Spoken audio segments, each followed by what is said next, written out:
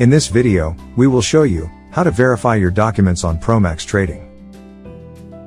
Before moving on, please remember some critical rules and regulations for document verification. We need these things: your name, your photo, your date of birth, issue date, expiry date.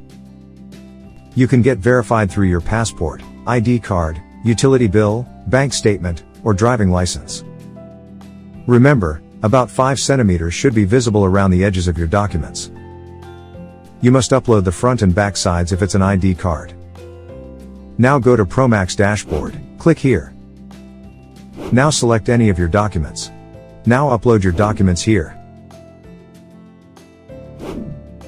Remember, it is essential to ensure that the documents are original and have not been tampered with. Your face must be visible. Your documents must not have any writing or signature on them. Never upload someone else's documents. If you follow all the rules, your documents will be verified within 24 hours.